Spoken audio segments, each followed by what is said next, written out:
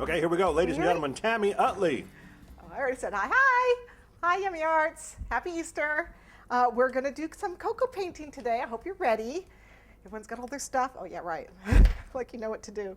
I have my stuff here, though. Let me show you what we're going to need. We're going to do a chocolate wrap on our cake. I have a cake already covered with chocolate fondant. Ooh, it smells so good. So this is just an 8-inch by 4-inch cake. Okay, and then what I have are the things I'm going to need for my chocolate wrap. I have some chocolate. I don't know what I did with it. Oh, it's over here. Some chocolate. These are just the discs. I have some dark chocolate and some white chocolate because we're doing a striped wrap. To help me with that, I have a plastic comb. I have tried the metal combs. It doesn't work for me, so I use the plastic comb for this, just so you know. Oh, and look, they can see. There, you couldn't see it in the picture, but there it is. There's the stripey.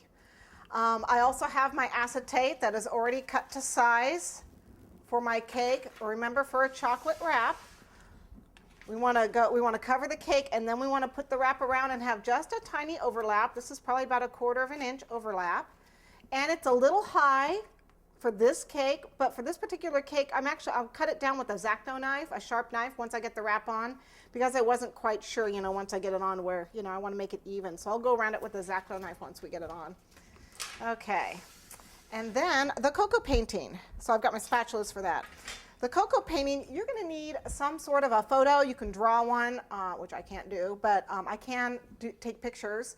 And photos work really well because if you take a photograph, especially if it's a sepia tone, which is the brown tone photographs, the really old time ones, if you take those and you photocopy it, it'll come out with shades like this. So here's our lion. Okay.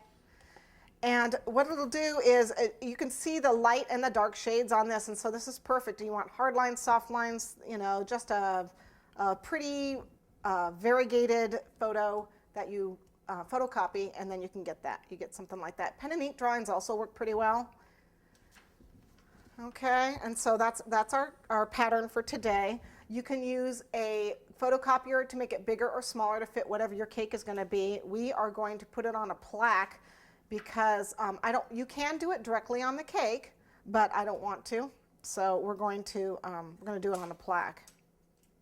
As you can see, my plaque cutter's a little busted, but that's okay. It works just fine. Okay, so I've got some white fondant here. You can use gum paste, and we're just going to roll it out.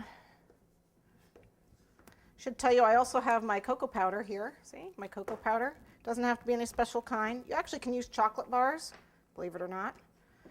They just work a little different, slightly different, because they already have cocoa butter in them. Or you can use baker's chocolate. Doesn't have any fat in it at all. We are going to do the traditional kind of cocoa painting, which is all cocoa. They do cocoa painting with colors, and so you can do it with colors, with the cocoa butter and powdered colors. They say the paste colors will work, but I can tell you for a fact the gels do not work because they have a little bit of water in them and they bead up. So remember, this is fat and oil. You can also do it if you don't have. This is cocoa butter. If you can't find cocoa butter, you can actually do it with shortening. Okay, so I'm just going to roll this out. Nice. This has a little bit of Tylose, and I just added about 1/4 teaspoon of Tylose. Okay, I'm just going to take that. Make sure it's released from the ground there. Press down. Hold it down and remove. So I get nice edges, hopefully. And then what I need to do is to set this aside and let it dry, okay? So I would normally put it on a board and let it dry.